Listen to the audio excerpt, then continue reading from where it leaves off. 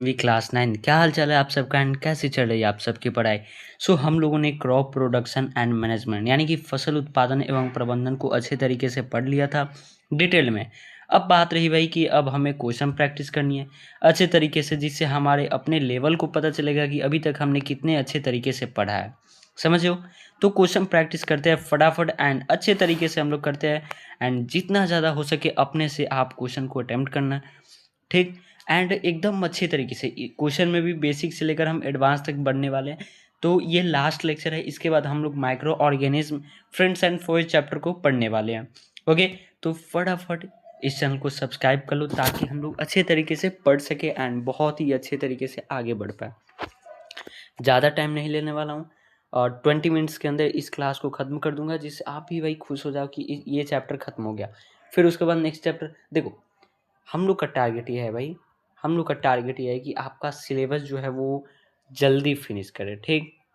जल्दी फिनिश करने का मतलब ये है कि जैसे ही आपका ये चैप्टर फिनिश हो जाएगा तो हम लोग क्या करेंगे भाई, करेंगे ये कि और वन शॉट लेकर आएंगे, ठीक। हम लोग वन शॉट जो कि लगभग लगभग 3 घंटे ऐसे करके रहने वाला है, 2 से 3 घंटे का एक रहेगा, जिसमें कि आप अच्छे तरीके से और ज़्यादा आप प्रैक्टिस कर पाओ, एक चैप्टर को ज़्यादा टाइम तक रिवीजन कर पाओ।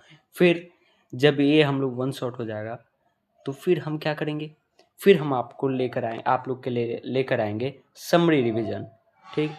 समरी रिवीजन करके फिर उसके बाद बहुत सारी रैपिड फायर वगैरह ऐसे करके हम लोग इतनी ज़्यादा प्रैक्टिस करा देंगे क्वेश्चन, ये सारी चीज़ें कि आप अच्छे तरीके से एग्जाम में बैठ पाओगे।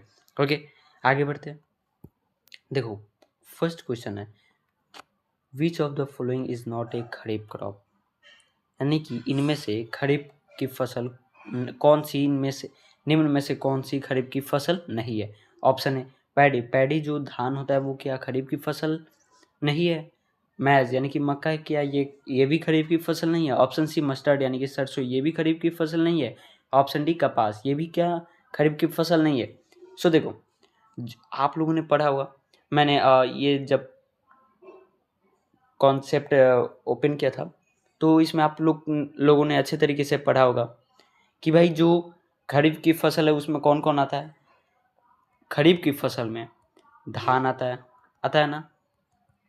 खरीफ की फसल में धान आता है, मैज यानी कि मक्का भी आता है, कपास भी आता है, लेकिन सरसों आता है। तो ऑप्शन नंबर सी आपका क्या हो जाएगा, सही हो जाएगा भाई। ओके, यानी कि देखो निम्न में से कौन सी फसल खरीफ की फसल नहीं है, यानी कि विच of the following is not a kharif crop. तो ऑप्शन सी मस्टर्ड, पैडी है, पैडी आपका खरीफ है। मैज यानी कि मक्का भी खरीफ है। कॉटन यानी कि कपास भी आपका खरीफ की फसल, लेकिन सरसों खरीफ की फसल नहीं है। तो ऑप्शन नंबर सी आपका सही हो जाएगा, ठीक। Question number 2, the process of loosening and turning of the of soil is called, यानी कि मिट्टी को ढीला और पलटने की प्रक्रिया क्या कहलाती है। ऑप्शन ए इरिगेशन, क्या सिंचाई कहलाएगी। ऑप्शन बी प्लॉगिंग यानी कि जुताई, क्या जुताई कहलाएगी। ऑप्शन सी हार्वेस्टिंग, क्या कटाई कहलाएगी। ऑप्शन डी वीडिंग यानी कि निराई, क्या निराई कहलाएगी। तो नहीं, मिट्टी को ढीला और पलटने की प्रक्रिया क्या कहलाएगी भाई, क्या कहलाएगी, जुताई कहलाई होगी, जुताई कहलाएगी। जब आपने इस चैप्टर को अच्छे तरीके से पढ़ा है, आप लोगों ने देखा भाई ये प्रिपरेशन ऑफ सोइल में आता है, प्रिपरेशन ऑफ सोइल में आता है, ये प्रिपरेशन ऑफ सोइल में आता है ना ये। तो आप लोगों ने उस टाइम पे देखा होगा जो जुताई है वो क्या होती है भाई, मिट्टी को ढीला और पलटने की प्रक्रिया को ही हम लोग जुताई कहते हैं। आप लोगों ने जब डिफिनेशन पढ़ा तो उस टाइम पे। ओके, क्वेश्चन नंबर 3 है which tool is use to removing weeds, यानी कि निराई के लिए कौन सा उपकरण उपयोग किया जाता है। आप लोगों ने खरपतवार पढ़ा, ठीक। खरपतवार जो है उसको हटाने के लिए हम लोग कौन सा औजार यूज करते हैं, टूल्स यूज करते हैं। ऑप्शन है होए यानी कि खुरपी। ऑप्शन बी प्लॉ यानी कि हल। ऑप्शन सी सिकल यानी कि दराती। ऑप्शन डी सीड ड्रिल, जो निराई है उसके लिए हम लोग क्या उपयोग करते हैं भाई, रिमूविंग वीड्स के लिए हम लोग क्या यूज करते हैं। तो उसके लिए हम लोग खुरपी यूज करते हैं, यानी कि ऑप्शन नंबर है होए। होए से हम लोग क्या करते हैं भाई, होए से हम लोग वीड्स को रिमूव करते हैं, यानी कि जितने भी खरपतवार है भाई, ठीक। खरपतवार को हम लोग यहाँ पे होए से हटाते हैं, यानी कि जो प्लांट्स के साथ ये जो प्लांट्स हो गया, ये आपका प्लांट्स हो गया, ठीक। अब इसके साथ कोई ऐसे उग गया, वैसे उग गया, तो इसको हटाना ही क्या कहलाएगा? निराई कहलाएगी, ठीक। आगे बढ़ते हैं। Which of the following nutrients is not supplied by fertilisers, यानी कि निम्न में से कौन सा पोषक तत्व उर्वरक द्वारा नहीं दिया जाता है? Option A nitrogen, option B phosphorus, option C potassium, option D humus. तो इसका क्या होगा? यानी कि जो पोषक तत्व है जो उर्वरक नहीं देता है, यानी कि फर्टिलाइजर्स जो है वो प्लांट्स को नहीं देता है, तो वो क्या नहीं देता है भाई? क्या नहीं देता है? तो जो फर्टिलाइजर्स है वो प्लांट्स को ह्यूमस नहीं दे पाता है। क्या नहीं दे पाता है भाई? तो ह्यूमस, यानी कि जो ह्यूमस है वो कौन देता है? ओनली खाद देते हैं, ठीक। फर्टिलाइजर्स नहीं देते हैं, यानी कि उर्वरक ह्यूमस नहीं देता है प्लांट्स को, ठीक। इतना समझ में आ गया आपको? यानी कि क्वेश्चन नंबर 4 का ऑप्शन नंबर बी आपका सॉरी डी आपका सही हो जाएगा। देखो मैं यहाँ पे आपको ज़्यादा समझा नहीं इसलिए रहा हूँ क्योंकि आपको अब अपने हिसाब से प्रैक्टिस करना है। आप लोग जब पिछले बार क्लासेज में समझे तो उसको यहाँ पे अब आपको यूज करना है कि ये क्यों ये ऑप्शन सही हो गया, ठीक। Question number 5, which irrigation method saves water the most? कौन सी सिंचाई विधि सबसे अधिक पानी बचाती है? Option B, option A canal irrigation यानी कि नहर सिंचाई, option B sprinkler system, option D drip irrigation, option D traditional method यानी कि पारंपरिक विधि। कौन सा ऐसा मेथड है जो वाटर को सेव करता है इरिगेशन के टाइम? कौन सा? तो इसका सही आंसर ये हो जाएगा भाई सी, जो ड्रीप होता है भाई, ड्रीप इरिगेशन, वो वाटर को सेव करता है इरिगेशन के टाइम, ठीक। अब कैसे? देखो यहाँ पे मैं बता रहा हूँ, जैसे ये प्लांट हो गया, अब इस प्लांट के बगल से पाइप ऐसे निकला रहेगा ना, फिर उसके बाद जो पानी की बूंदी ऐसे ऐसे पाइप में से गिरती है जो कि प्लांट्स के पास सीधे जाती है। तो इस हिसाब से जितना प्लांट्स को आवश्यकता है उतना ही उसके पास पानी आएगा। अब देखो, ये जैसे कि हमारे पास हो गया क्या, स्प्रिंकलर। अब यहाँ से ऐसे ऐसे पानी निकला तो वो तो ज़्यादा ही न गया, एंड इस हिसाब से वाटर के पास उतना ही पानी गया जितना उसे ज़रूरत है। इतना समझ में आ गया? आगे बढ़ते हैं। Question number 6, what is the main aim of ploughing यानी कि जुताई का मुख्य उद्देश्य क्या है? ऑप्शन ए रिमूव वेट्स यानी कि खरपतवार हटाना, ऑप्शन बी लूजन सोइल यानी कि मिट्टी को ढीला करना, ऑप्शन सी ऐड फर्टिलाइजर्स यानी कि उर्वरक डालना, ऑप्शन डी हार्वेस्ट क्रॉप। जो जुताई है यानी कि प्लॉविंग, उसका मेन एम क्या है? मेन एम क्या है भाई? तो उसका मेन एम है लूज मिट्टी को लूज करना, सोइल को लूज करना, यानी कि जो मिट्टी है उसे ढीला करना ही जुताई का यानी प्लॉविंग का मेन एम है। समझ गए? मिट्टी को ढीला क्यों किया जाता है? क्योंकि जिससे उसे अच्छे तरीके से वाटर सप्लाई होए, उसके बाद एयर सप्लाई होए, तो इस कारण से। और एक क्या होता है वो आप मुझे कमेंट में बताना, ठीक। क्वेश्चन नंबर 7 है, विच of the following is a rabi crop यानी कि निम्न में से कौन सी रबी फसल है?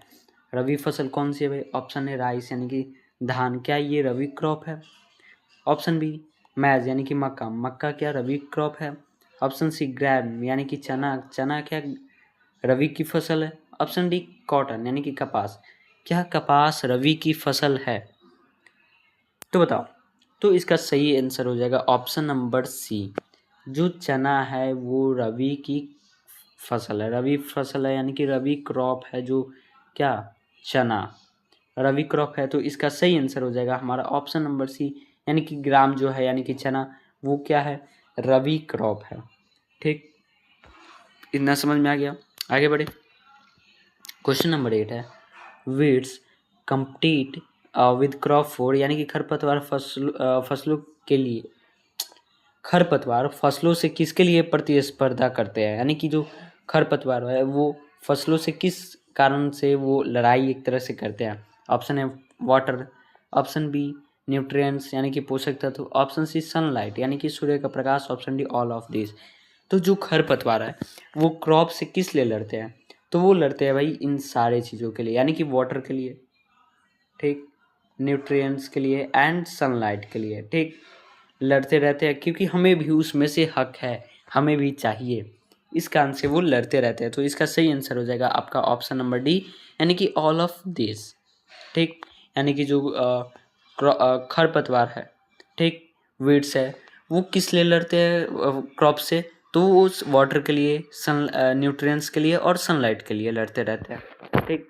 Question number 9, which of the following is an organic manure, यानी कि निम्न में से कौन सा जैविक खाद है। ऑप्शन है यूरिया, यूरिया क्या जैविक खाद है।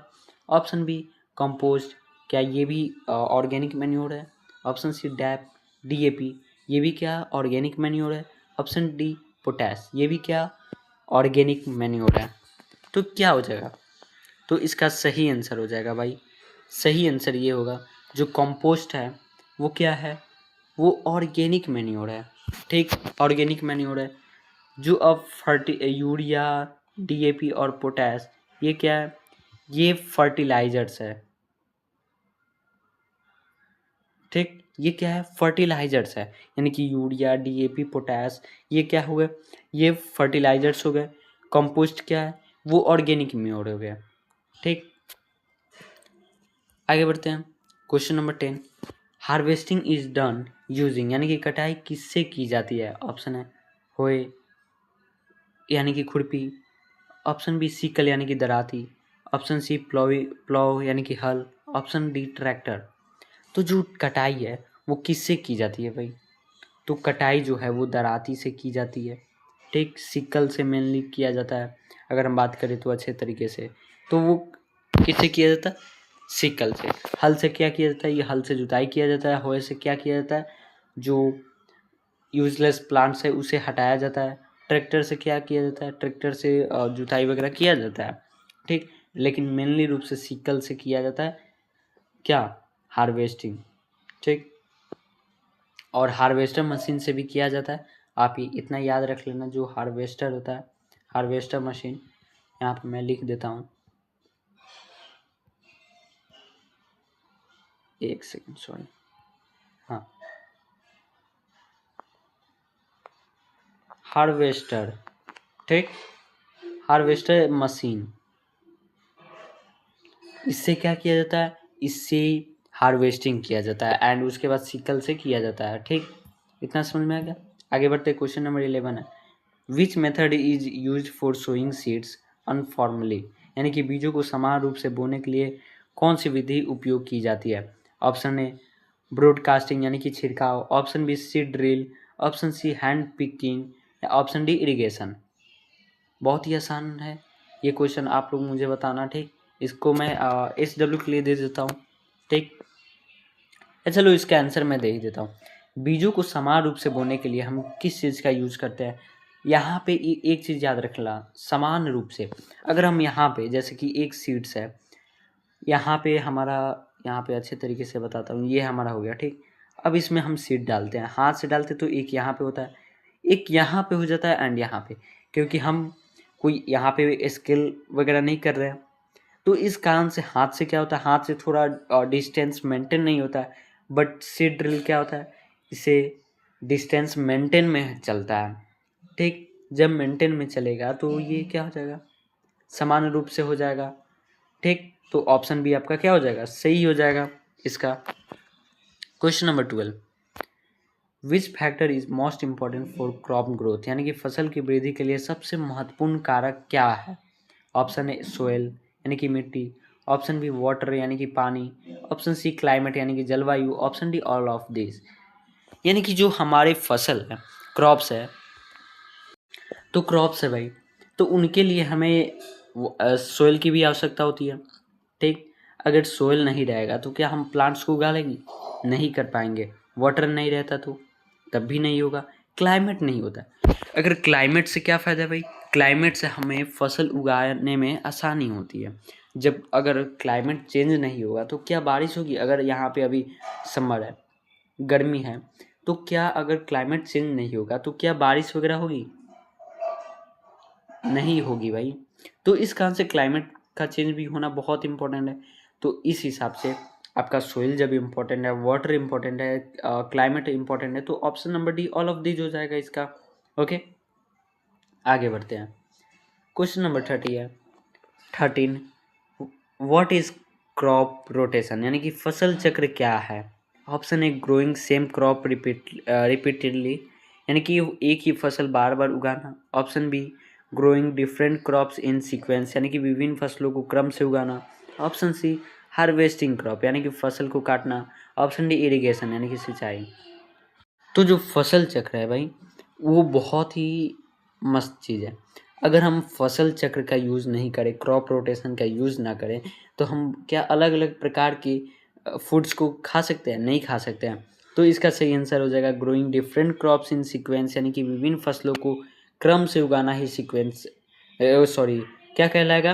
क्रॉप रोटेशन कहलाएगा। अब देखो, जैसे कि अभी हम लोगों ने पैडी उगा लिया, ठीक, यानी कि धान। फिर उसके बाद हम लोगों ने वेट, तो हमें भाई 2 टाइप्स के फूड्स को खाने को मिला ना। अगर वही हम लोग पैडी ही यूज़ करते जाए तो हम केवल एक ही चीज़ खाएंगे। अगर हम लोग क्रॉप रोटेशन का यूज़ नहीं करें तो फसल चक्र का यूज़ ना करें तो। एंड इसका एक सही टाइम है, जैसे अप्रैल में काट कर मई में उगाना, मतलब कि इस टाइप से सीक्वेंस है। तो इस कारण ही भाई इसी को ही हम लोग क्या कहते हैं? क्रॉप रोटेशन, यानी कि फसल चक्र कहते हैं। समझ में आ गया इतना? क्वेश्चन नंबर 40 है which storage method prevents pests effectively, यानी कि कौन सी भंडारण विधि कीटों से सबसे अच्छी सुरक्षा देती है? तो ऑप्शन है ओपन स्टोरेज, यानी कि खुला भंडारण। ऑप्शन बी डैम्प स्टोरेज, यानी कि नमी वाला। Option B air tight containers, यानी कि हवा बंद container. Option D wet storage, यानी कि गीला भंडारण। तो इसका सही आंसर हो जाएगा option number C air tight containers. आप लोगों ने भाई ऐसे कंटेनर्स देखा होगा बहुत जगह, यहाँ पे धान रखा जाता है। अच्छा मुझे ये बताओ, और यहाँ पे मैं बेसिक से एकदम पूछूंगा, जो माइक्रो ऑर्गेनिज्म है यानी कि माइक्रोब्स है, उन्हें क्या नमी पसंद है या नहीं नहीं पसंद है? तो जो माइक्रोब्स है उन्हें नमी पसंद है, ठीक। वो जितना गीला रहेंगे वो उतना ही उनके लिए फ़ायदेमंद है।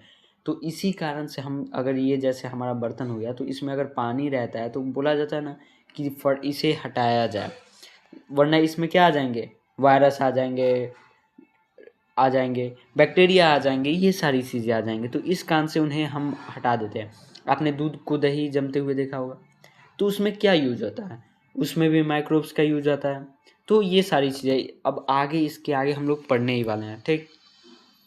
क्वेश्चन नंबर 50 है which microorganism helps in nitrogen fixation, यानी कि कौन सा सूक्ष्म जीव नाइट्रोजन स्थिरीकरण में मदद करता है? ऑप्शन है virus, option B fungi, option C bacteria, option D protozoa.